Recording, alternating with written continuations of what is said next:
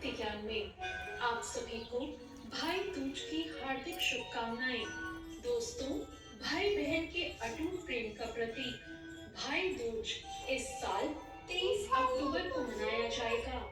वहीं इस दिन तिलक करने का शुभ मुहूर्त दोपहर 1:13 से 3:28 तक रहेगा। इस दौरान बहनें अपने भाइयों को तिलक कर सकती हैं। आइए भाई दूज के मौके पर मिलकर सुनते हैं भाई दूज की कथा।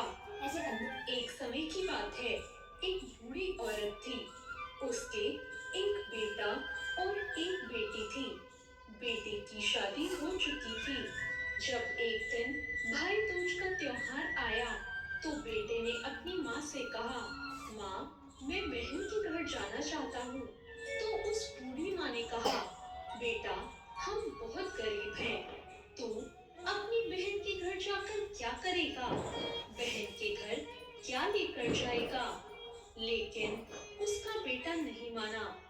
बेटे के बहुत आग्रह करने पर बूढ़ी माँ ने उसे बहन के घर जाने की अनुमति दे दी। जब भाई अपनी बहन के घर जाने के लिए निकला, तो रास्ते में उसे एक नदी मिली। नदी बोली, मैं तुझे डुबाऊंगी, मैं तेरा काल हूँ।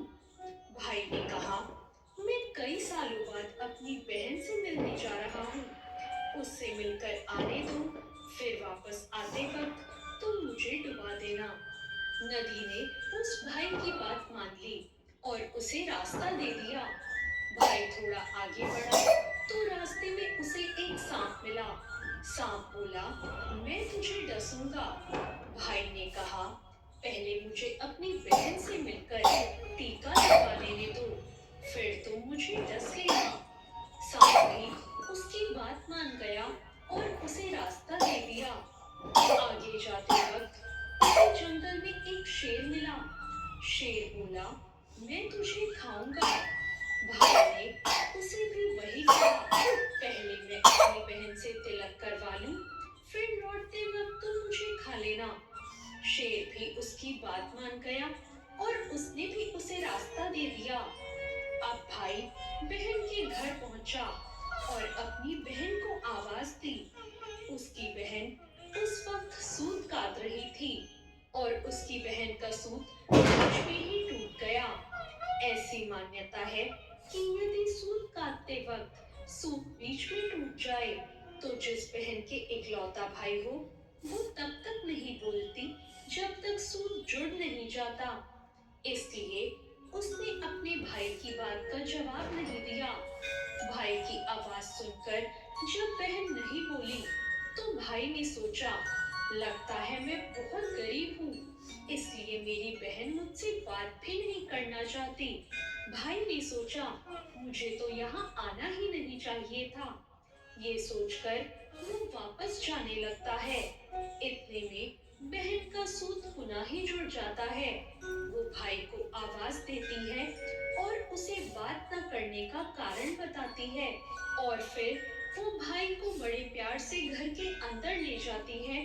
और फिर वो अपनी पड़ोसन के पास जाकर उससे कहती है, कोई जान से भी प्यारा मेहमान आए तो क्या करना चाहिए?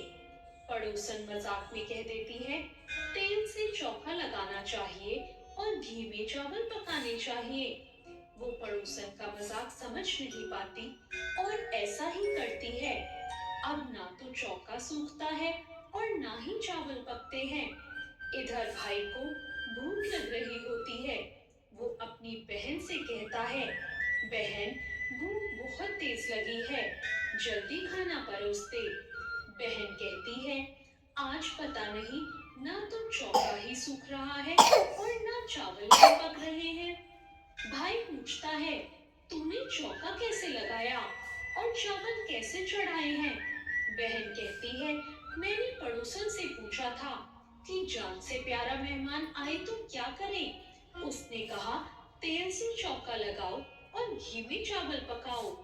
भाई बोला, अरे मेरी भोली बहन, कभी तेल का चौका सूखा है और कभी घी में चावल पके हैं। तू तो ऐसा कर, पानी का चौका लगा और पानी में ही चावल पका। बहन ने ऐसा ही किया और ऐसा ऐसा करते ही चौका भी सूख गया और चावल भी पक गए। तब बहन ने भाई को भोजन कराया और उसकी तिलक किया। फिर भाई बोला, माँ अकेली है, अब मुझे कल वापस जाना होगा। अगले दिन बहन जल्दी उठकर गेहूं पीसकर भाई के लिए लड्डू बनाती है और कुछ लड्डू अपने बच्चों के लिए रखकर अपने भाई को विदा करती है। सुबह जब बच्चे सोकर उठते हैं तो अपनी माँ से खाने को कुछ मांगते हैं, तो माँ उन्हें वही लड्डू दे देती है। लड्डू देते वक्त वो देखती है कि ये तो हरे रंग के हो गए। अब वो चक्की में देखती है। उसने देखा कि गेहूं के साथ एक सांप भी पिस गया होता है। अब वो उन Laddu I was gonna sleep in late, but then I got high. उन लड्डुओं को फेंक देती है और भाई के पीछे भागती है कि कहीं मेरा भाई उन जहरीले लड्डुओं को ना खा ले। अब उसी रास्ते में एक पेड़ के नीचे अपना भाई लेटा हुआ दिखता है। वो उससे पूछती है, भाई कहीं तुमने वो लड्डू तो नहीं खा लिए जो मैंने तुम्हें दिए थे? भाई ने कहा, नहीं, मैंने अभी वो नहीं खाए। वो देखो, वो तो पेड़ पर टंगे हैं। अब वो पेड़ से लड्डू उतारती है और गड्ढा खोदकर उन लड्डुओं को वहीं गाड़ देती है और अपने भाई को सारी बात बताती है। उसका भाई कहता है, तूने मुझे एक बार तो मौत के मुंह से बचा लिया, पर मैं पीछे कईयों को साई देकर आया हूँ।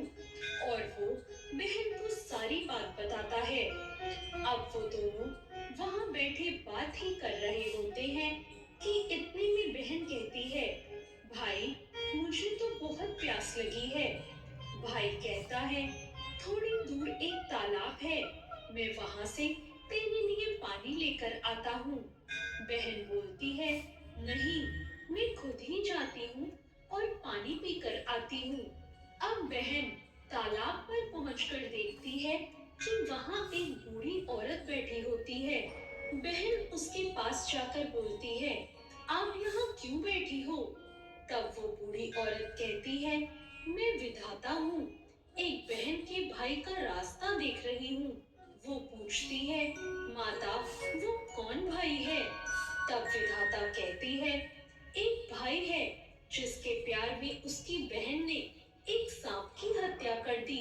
बहन सोचती है, अरे ये तो मेरा ही भाई है। वो घबराकर विधाता से पूछती है, माँ उस भाई को बचाने के लिए क्या करना होगा? विधाता कहती है कि जब उसकी बहन उसे गालियां दे और उसकी शादी होने तक यदि वो उसकी हर घात को टाल दे तो उसका भाई बच सकता है। अब वो तुरंत ही अपने भाई के पास जाती है और उसे कहती है, मैं तुझे घर तक छोड़ने चलूंगी, पर अभी रुक, मैं अभी आती हूँ। फिर वो बहन जाकर शेर के लिए मांस, सांप के लिए दूध और नदी के लिए ओढ़नी लेकर आती है और फिर दोनों भाई बहन आगे बढ़ते हैं। रास्ते में उन्हें एक शेर मिलता है। जब वो शेर भाई को खाने के लिए आता है तो बहन उसे मांस का टुकड़ा डाल देती है। शेर मांस को खाने में लग जाता है और दोनों भाई बहन आगे बढ़ जाते हैं। आगे चलकर उन्हें सांप मिलता है। जैसे ही वो सांप भाई को डसने आता है तो बहन दूध का कटोरा सांप के आगे रख देती है। सांप दूध पीने लगता है और दोनों आगे बढ़ जाते हैं। अब रास्ते में उन्हें नदी मिलती है जो भाई को डुबोने के लिए तैयार रहती है, पर बहन नदी को ओढ़नी उड़ा देती है। खुश होकर वो नदी भी उन्हें रास्ता दे देती है। अब दोनों भाई बहन अपने घर पहुंच जाते हैं। बेटी को देखकर माँ बहुत खुश होती है, पर बहन उसी समय भाई को गालियां देने लगती है। तब माँ कहती है, अरे इसे यहाँ क्यों ले आया? तब भाई कहता है, माँ बहन तो बहुत ही अच्छी थी, पता नहीं घर आते ही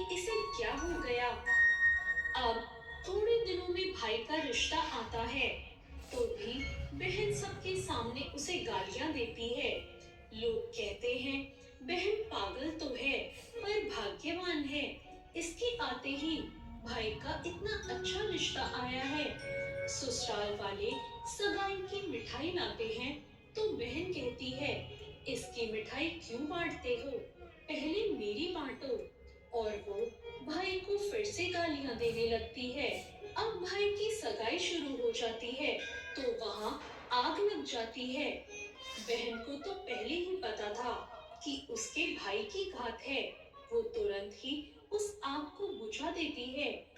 अब शादी के हर कार्यक्रम में बहन अपने भाई के साथ ही रहती थी। जब भाई की निकासी होने लगी तो बहन बोली, अरे इसकी निकासी क्यों करते हो, पहले मेरी निकासी करो। और फिर उसे गालियां देने लगी और बोली, इसे आगे के नहीं पीछे के दरवाजे से लेकर जाओ। जब बहन जिद करने लगी तो सब उसे पीछे के दरवाजे से लेकर गए। बहन के इतना कहते ही आगे का दरवाजा टूटकर गिर जाता है।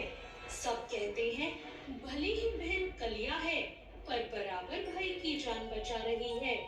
अब जब भाई फेरों पर बैठता है तो बहन कहती है इसकी जगह मैं फेरों पर बैठूंगी। इसके बाद जब दूल्हा दुल्हन की रात जगती है तो भी बहन कहती है इसकी नहीं, पहले मेरी रात जगाओ। और फिर वो नहीं मानती। कई लोग बोलते हैं ऐसा करो, पर्दा लगाकर किसी भी साथ में सुला दो। रात में जब भाई भाभी सो जाते हैं तो वहां एक सांप आता है। बहन तो पहले से ही तैयार थी, उसे पता था उसके भाई की घात है। अब वो उस सांप को पकड़कर टोकरी में बंद करके सो जाती है। आज कई दिनों बाद वो निश्चिंत होकर सोई थी। इधर उसकी माँ सोचती है कि बेटी के उठने से पहले ही मेहमानों को विदा कर देती हूँ, नहीं तो ये फिर गालियां देगी, फिर से शोर मचाएगी। अब वो बेटी उठकर देखती है कि घर में कोई नहीं है। वो अपनी माँ से पूछती है, माँ सब मेहमान कहाँ चले गए? माँ कहती है मैंने सब मेहमानों को विदा कर दिया। बेटी बोलती है सब मेहमानों को वापस बुलाओ, तभी मैं विदा होऊंगी। अब उसकी जिद करने पर माँ सबको वापस बुलाती है। तब वो सबसे कहती है, माँ आज के दिन के लिए ही मैं पालने में दूध और चूल्हे पर दूध छोड़कर यहाँ आ गई थी और पागल होकर अपने भाई को बुरा भला कह रही थी और इसकी साथ घात टाल रही थी। ये सुनकर माँ और उसका भाई और बाकी सब खुश हो जाते हैं और उसे विदा करते हैं और फिर सब मेहमान भी विदा हो जाते हैं। तो ये थी भाई बहन के अटूट प्रेम की एक बहुत ही सुंदर कहानी। आशा करती हूँ हर भाई बहन का प्रेम इसी तरह बना रहेगा। तो ये थी आज की कथा। आपको आज की ये कथा कैसी लगी कमेंट करके जरूर बताएं। कथा अच्छी लगी हो तो लाइक जरूर करें और अभी तक मेरे चैनल भक्ति ज्ञान को सब्सक्राइब नहीं किया है तो सब्सक्राइब करना ना भूलें।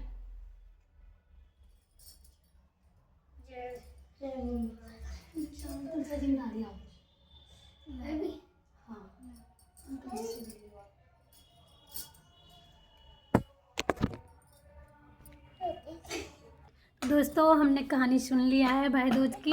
सभी लोग हमारे वीडियो पर कमेंट ज़रूर करना। जिन्होंने हमारे चैनल को सब्सक्राइब नहीं किया है चैनल को सब्सक्राइब भी कर लीजिए।